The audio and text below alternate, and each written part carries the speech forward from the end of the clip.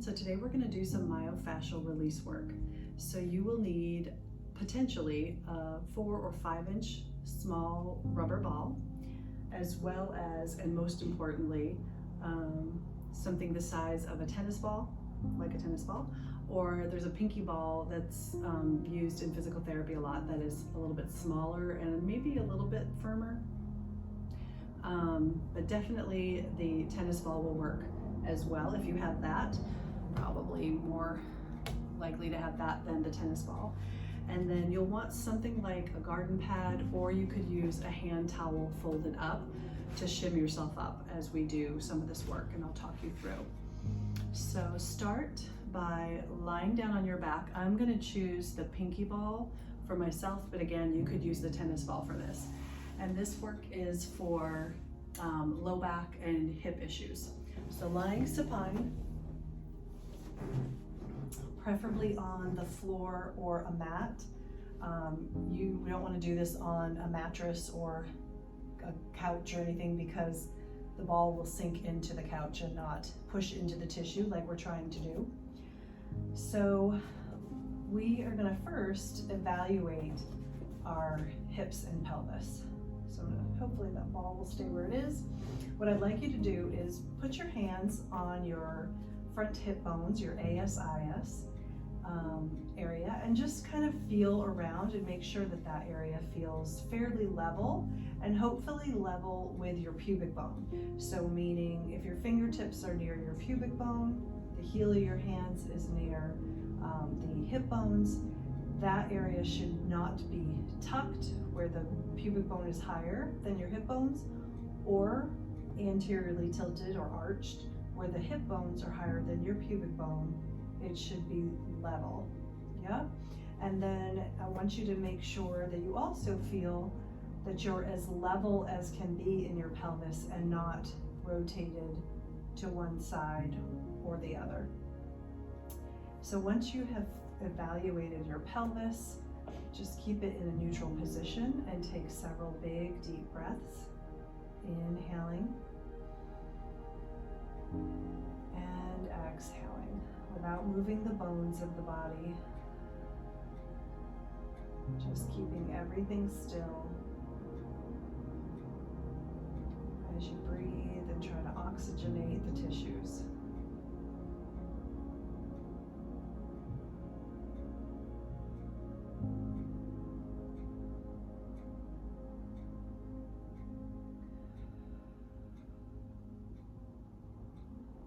Now I want you to evaluate your motion in your hip socket. So what I mean is, without moving your pelvis that we just found neutral position, I want you to externally rotate your right leg, let it open as wide as it comfortably will, and then bring it back up. And so what you're trying to determine here is, notice the range of motion in the hip socket or with the leg opening. Notice if there's any pain or clunking in the hip joint, pulling on certain muscles. Sometimes someone's inner thigh may feel like it's being pulled on. Notice if when your leg opens to the side, does your pelvis, this is a dramatization what I'm doing here, but does your pelvis turn with the leg to be able to get it to open up? Hopefully not. And so again, just evaluating the right leg, and now we're going to evaluate the left hip. So we're going to turn it out and pull it up, and just keep doing this several times, maybe 4 to 6 times, paying attention to any pain you may feel or discomfort of any type, the range of motion, any clicking or clunkiness in the joint. And again, any movement of the pelvis with the leg. This is my last one. And I'm trying to decide which hip joint is worse, I guess, than the other. So for me, I'm having some pain in my right hip today, and I know this one, it tends to be worse. Although I did notice my left hip didn't have the range of motion maybe that my right one does. However, the right one is more uncomfortable. So that's the one I'm going to work on first. And what we're going to do is take the ball, again, a small ball about the size of a tennis ball. Using a tennis ball would be great. You're going to put it underneath your right butt cheek, and you're going to put the hand towel or the garden pad under your left butt cheek. And so where you want this ball to go is right in the tissue, not against a bone, not against your sacrum or your hip bone. And you want to find, you're going to have to move it around several times possibly. You want to find the most tender spot. There may be several, and that's fine, but find the most tender spot where that ball is digging into the tissue. And right now for me, it's pretty uncomfortable. And actually what I'll do is roll to my side real quick, so hopefully you can see where I've put it in relation to my hip socket versus my sacrum. Is it, you know, kind of that triangular bone in the back, and I'm putting it almost halfway in between there. You might need to be higher, lower, you might need to be more lateral or medial. So you just have to find the spot that you need. And again, you do kind of want it to be tender. Sometimes it's miserably uncomfortable for some people. Sometimes it's not painful anywhere, and that's fine too. It may get more uncomfortable as we add motion up the leg. Kind of lost my spot. Hold on, there we go. All right, so woo, that is uncomfortable just laying here. Feels like bruising, like a bruise. So what you're gonna do is lay here and take several big, deep breaths. And as you do, I want you to allow the body to sink down into the ball. Now the shim on the left side is being used, you may not need it, but it's being used to prevent your pelvis from rolling off of the ball and away from it. So you're just shimming up the side to be able to keep some weight into the ball. So breathing, oxygenating the tissue, and relaxing the tissue over the ball and into the ball.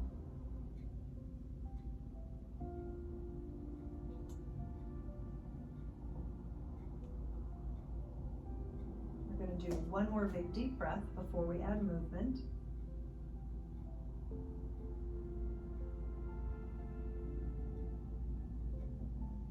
And then we're going to externally rotate that leg. So this may be really uncomfortable, like it is for me, because I have a very tight piriformis muscle, and that is where the ball is pressing into.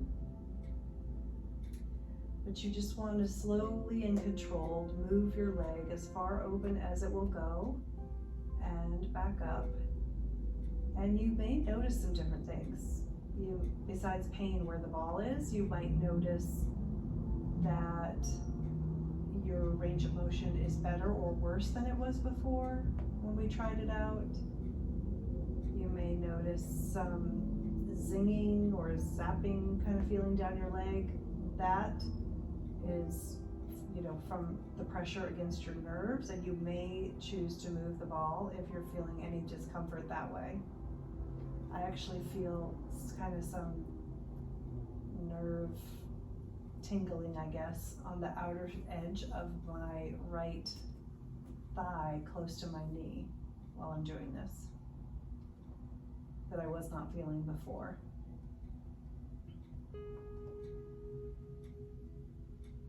So just breathe naturally as you continue. You want to do maybe 5 to 10 repetitions. And you're just allowing that ball to dig into the tissue and the muscle, and the fascia especially, so that it's sort of like a deep tissue massage as we're moving the leg and contracting and releasing the muscle. When your leg comes up or your knee comes up, you're going to pick your leg up kind of into a chair position towards your abdomen, and then using your hand or both hands to support the weight of your leg, just stir this leg around, massaging out the hip socket with the femur bone. And again, now the weight of your leg is pushing heavier into the ball, potentially making it even more uncomfortable. But again, that's the goal. The goal is not to be in pain, but the goal is to massage out the fascia and get it to release. And then reverse your circles. And it doesn't entirely matter what order you do these different motions in. I always tend to start and finish with those external rotations of the hip that we did first. Maybe one more. It's already starting to ease up actually. And then I'm gonna just straighten my leg up and down, kind of lubricating the knee, but again, allowing the weight of the leg to push down into the ball.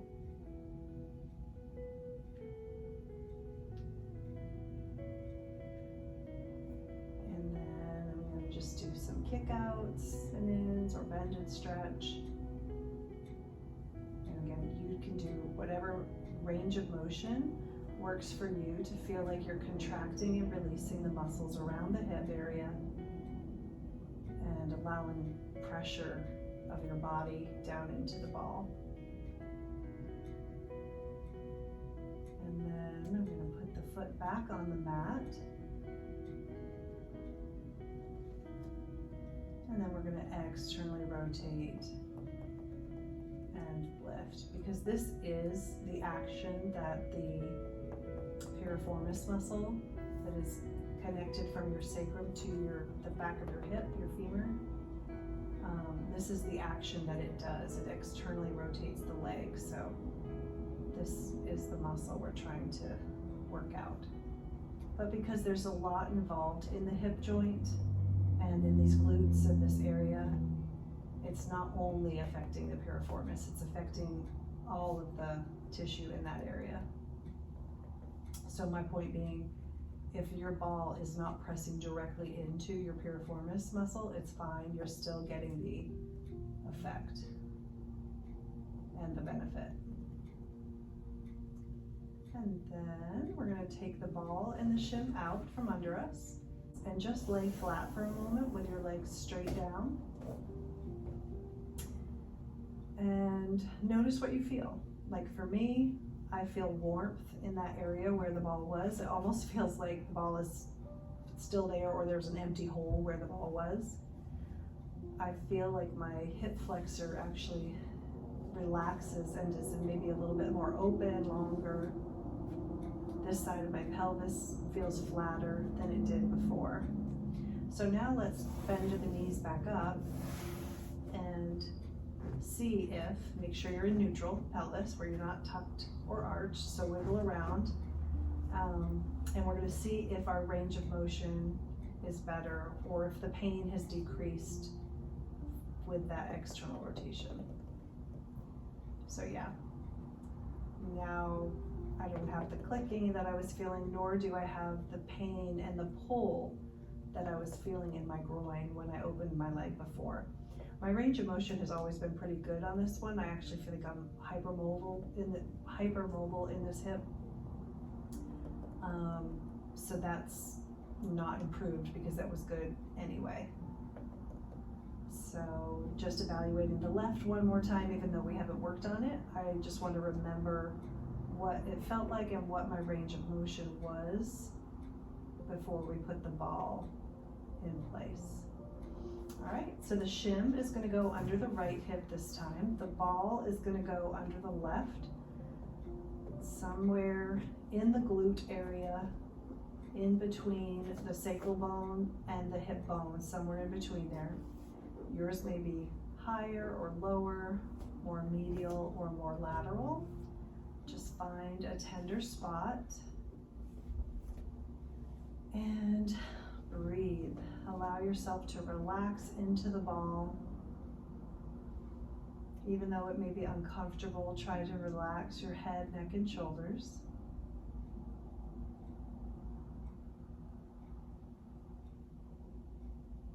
And take several big, deep breaths. You could straighten your legs for this part. I find that when I straighten my legs, I tend to arch my low back when I have the ball under me, so I don't like my legs to be straight. Last big deep breath. And then we're going to go into our movement. So you're going to externally rotate and lift. Again, you don't have to start with this motion, but this is what I do. I always start and finish with it.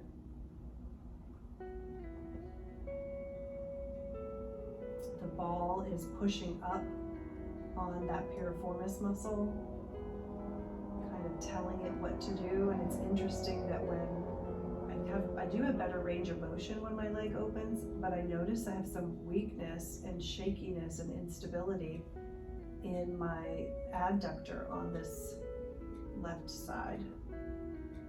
It's like my leg is shaking when it comes back up each time.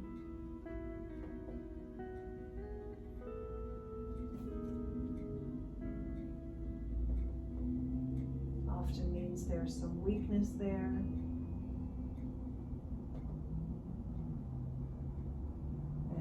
That's probably very likely because my piriformis muscle is tight on this side as well.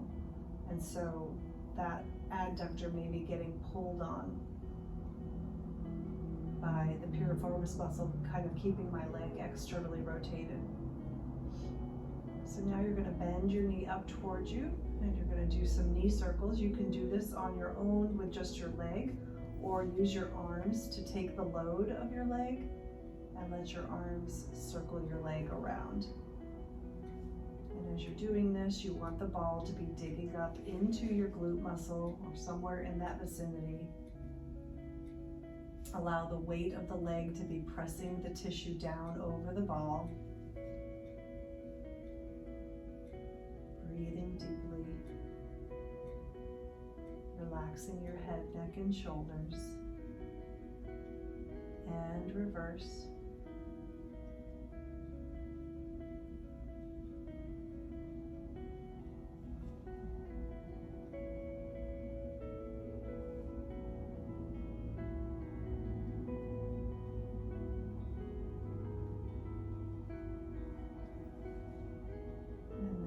Just straighten and bend the knee several times. This not only lubricates the knee joint, but it allows the weight of the leg to push the ball into the tissue or the tissue down into the ball. Also, it's a good stretch on the hamstring. So just moving your muscles is contracting and releasing them, which is also helping the fascia loosen up. And then I'm going to kick in and out. You can do any motion of your leg that feels necessary for you.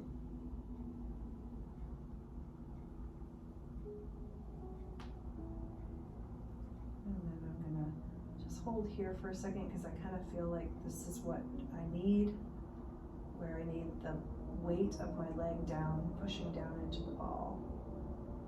It's a love-hate thing because it's uncomfortable, but it's almost like it's a good pain.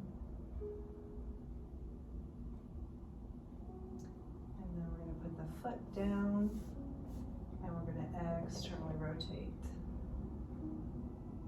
Reminding our piriformis muscle by the ball pushing up into it that this is your job, to externally rotate the leg. But allow the pressure of the ball to help release any tightness and any tight fascia or bound up fascia, I guess. One more time. And we're going to take the ball and the shim out. And see how we feel. Just evaluating the pelvis, the low back, the front of the hip, maybe the length of your legs. Maybe they weren't even and now they feel more even. And then we're going to bend those knees up.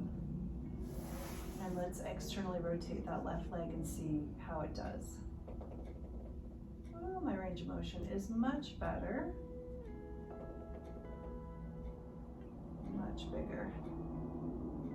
And let's just do the right side again too, a time or two, and just see if we kept what we did, or did we lose our range of motion. Nope, mine still feels good and not painful like it did before I put the ball there.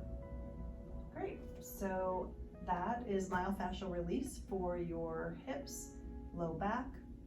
If you're having any pain there, this is a really good thing to do. Thanks everyone. Have a blessed week, and I'll see you next week for our shoulder girdle release session.